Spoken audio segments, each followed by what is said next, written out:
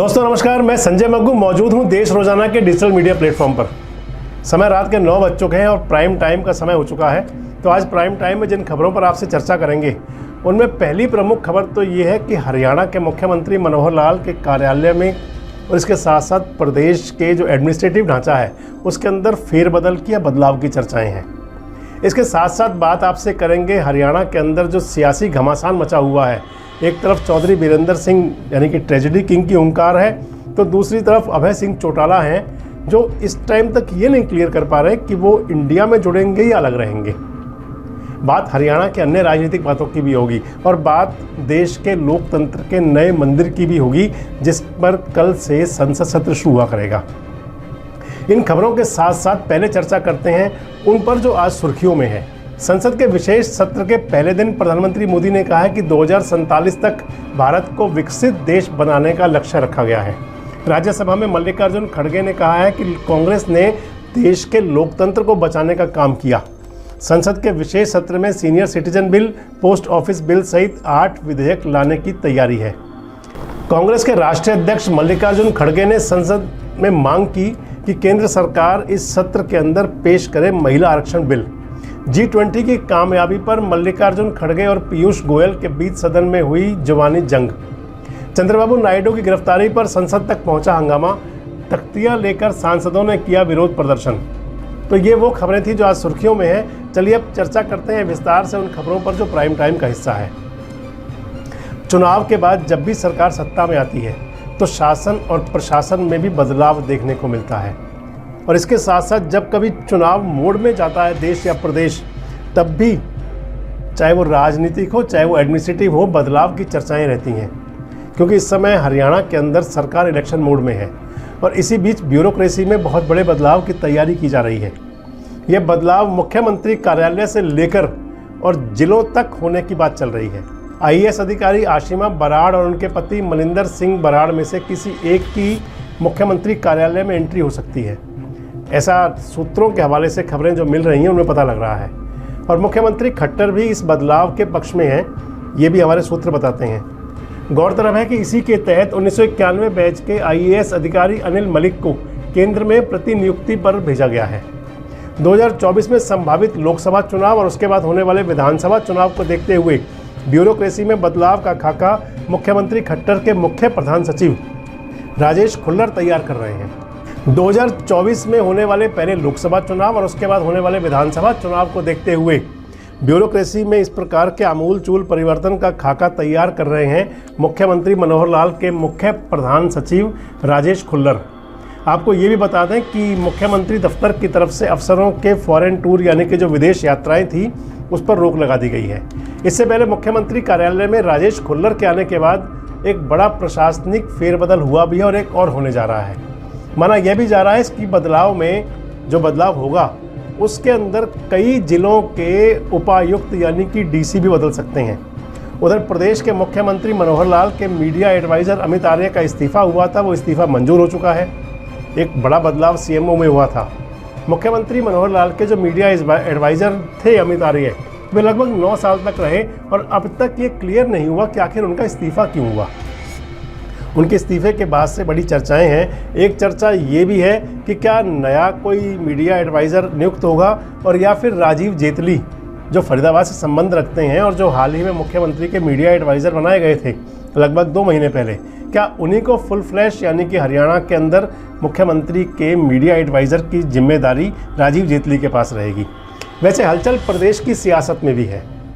ये हलचल है क्योंकि सियासत के अंदर घमासान मचा हुआ है। बात प्रदेश के उस कद्दावर नेता की अगर करें कि जिसके दिए गए बयानों ने जिस भी पार्टी में वे रहे हमेशा उस पार्टी के लिए चुनौती पैदा की, चाहे वे कांग्रेस में रहे हों या BJP में रहे हों और या फिर किसी समय एक तिवारी कांग्रेस बनकर के जिसके बड़े नेता रहे हों।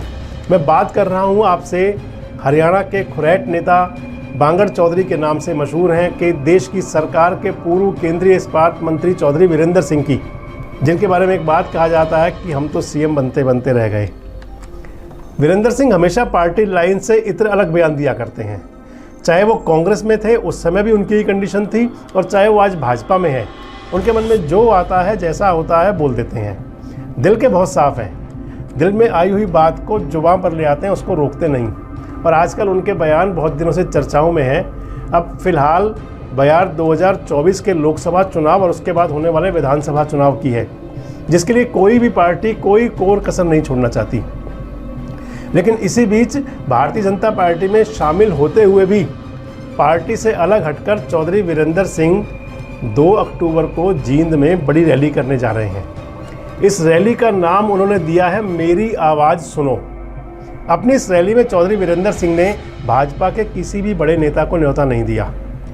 आपको बता दें कि चौधरी वीरेंद्र सिंह ने 1 साल पहले भी ऐसी रैली की थी और उसके अंदर उन्होंने सभी पार्टियों के नेताओं को बुलाया था। उसमें आम आदमी पार्टी के सुशील गुप्ता भी थे तो अभय चौटाला भी थे। भाजपा के नेता तो कम थे, रामविलास शर्मा थे वैसे उस रैली में, लेकिन अब की बार उन्होंने किसी भाजपा के बड़े नेता को नहीं बुलाया है। वो कह रहे हैं कि मेरी आवाज़ सुनो जो रैली है ये सियासत से हटकर होगी। वैसे जब सियासी आदमी ये कहता है कि उसकी ये बात सियासत से हटकर होगी तो ये बात किसी के गले उतरती नहीं।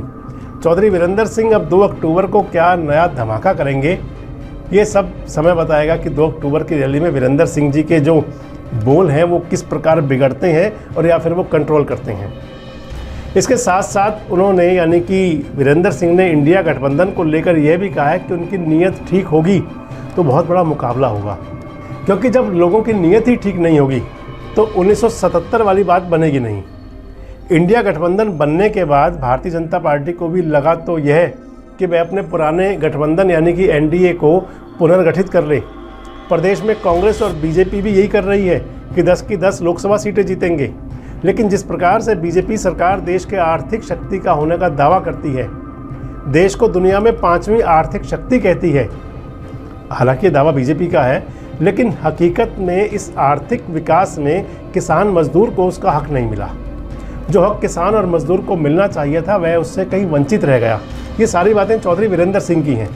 चौधरी वीरेंद्र सिंह भाजपा सरकार पर निशाना साधते हुए कहते हैं कि सिर्फ ट्रेडर्स या उद्योगपति ही करोड़पति बनेंगे क्या? किसान या मजदूर कभी करोड़पति नहीं बनेगा। किसान और मजदूर की कभी सुनवाई नहीं होगी। किसान और मजदूर का कुचला रहेगा हमेशा। तो ये चौधरी वीरेंद्र सिंह के बोल हैं। वो बोलते हैं कि सामाजिक, दलित, अर्थशास्त्री, जानकार लोग और नेता उनकी इस यानी कि मेरी आवाज़ सुनो जो रैली होगी उसमें शामिल होंगे। वीरेंद्र सिंह फिर कह रहे हैं कि ये रैली राजनीति से यानी कि सियासत से ऊपर हटकर बुलाई गई है, इसलिए किसान और मजदूर अपने बच्चों को अच्छे स्कूल में नहीं पढ़ा सकते। स्वास्थ्य क्षेत्र का बुरा हाल है, इसलिए व्यवस्था में आमूल चूल परिवर्तन की ज़रूरत है, जिसके लिए कि जनता को अपनी आवाज़ सुनाने के लिए वो अपनी आवाज़ को बुलंद करेंगे, जिसको वो कह रहे हैं कि मेरी आवाज़ सुनो। बहरहाल देखना ये होगा कि चौधरी साहब अपनी इस रैली से अपनी सियासी ताकत को साबित कर पाते हैं या नहीं। चौधरी वीरेंद्र सिंह 2 अक्टूबर को होने वाली रैली में अपनी आवाज़ जनता को, हरियाणा की सूबे की जनता को सुना पाएंगे या नहीं, ये तो समय बताएगा। लेकिन एक आवाज़ अभय सिंह चौटाला की भी है जो कहीं दुविधा में लगती है। अगर आज ये कहें कि अभय सिंह चौटाला ना कुछ निगल पा रहे हैं ना उगल पा रहे हैं। दरअसल रैली तो अभय चौटाला भी करने वाले हैं। 25 सितंबर को ताऊ देवीलाल की जयंती पर रैली होगी और उनका भी दावा है कि यह उत्तर भारत की सबसे बड़ी रैली होगी। इसमें कोई अतिशयोक्ति नहीं है, क्योंकि इंडियन नेशनल लोकदल और ताऊ देवीलाल परिवार के जो लोग हैं वो रैलियां करने के लिए तो फेमस हैं, मशहूर हैं, बड़ी रैली कर लेते हैं। इनेलो के नेता अभय चौटाला ने चौधरी देवीलाल की जयंती के उपलक्ष्य में 25 सितंबर को जो कैथल में रैली बुलाई है, इस रैली में उन्होंने नवनिर्मित इंडिया गठबंधन के नेताओं को भी आमंत्रित किया है। हालांकि एक तरफ अभय चौटाला कह रहे हैं कि प्रदेश में बीजेपी के साथ साथ कांग्रेस और जेजेपी का भी मुकाबला करेंगे।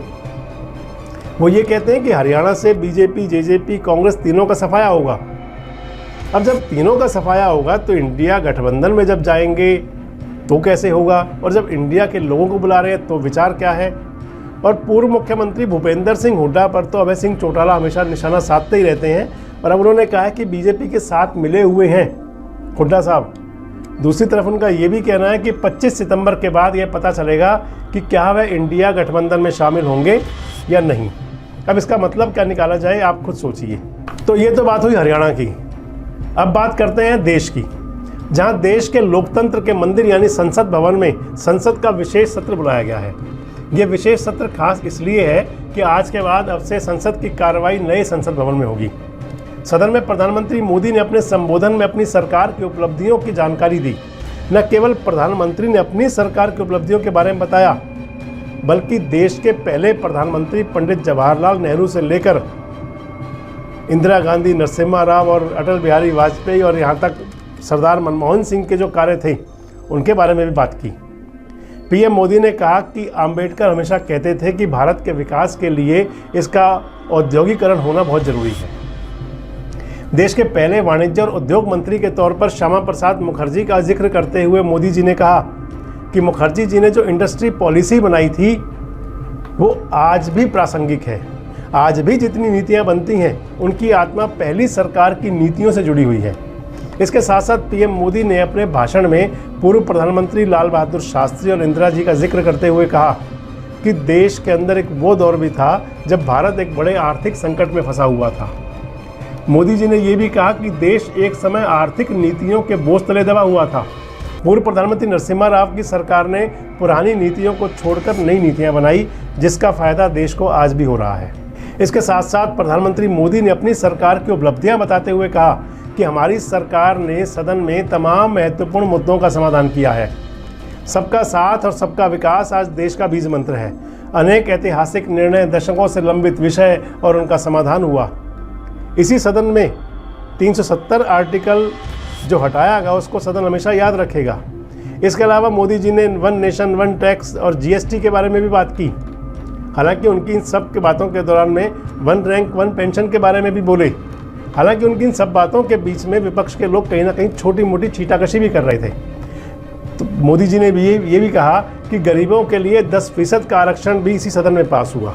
जब पीएम साहब के बाद कांग्रेस के नेता अधीर रंजन चौधरी और कांग्रेस के राष्ट्रीय अध्यक्ष मल्लिकार्जुन खड़गे लोकसभा और राज्यसभा में बोले तो उन्होंने अपनी सरकार की उपलब्धियों का बयान करते हुए सत्ता पक्ष पर निशाने साधे। हालांकि पक्ष विपक्ष के आरोप प्रत्यारोप के बीच सभी भावुक भी नजर आए, क्योंकि अब ये पुराना संसद भवन पुराने घर की तरह छूट जाएगा, जिसकी यादें और खट्टे मीठे पलों की स्मृतियां सदैव सभी के जहन में रहेंगी। और कल से आप देखेंगे कि देश का वो नया संसद भवन जहां नए पुराने मुद्दों पर नए सिरे से बहस होंगी, नई दीवारों के बीच उन्हीं पुराने अंदाजों के साथ हमारे जो सांसद होंगे, हुक्मरान होंगे, वो आगे बढ़ेंगे। तो हम भी आगे बढ़ते हैं और आज के प्राइम टाइम में आपसे इजाज़त लेते हैं। कल आपसे फिर मिलेंगे किसी नई घटना पर और इसके साथ साथ उन खास मुद्दों पर, खास खबरों पर जो आपसे सरोकार रखते हैं। तब तक हमसे जुड़े रहें, अपना बहुत ध्यान रखें। शुभ रात्रि। हमारे साथ जुड़े रहने के लिए देखते रहिए देश रोजाना का यूट्यूब चैनल सब्सक्राइब कीजिए।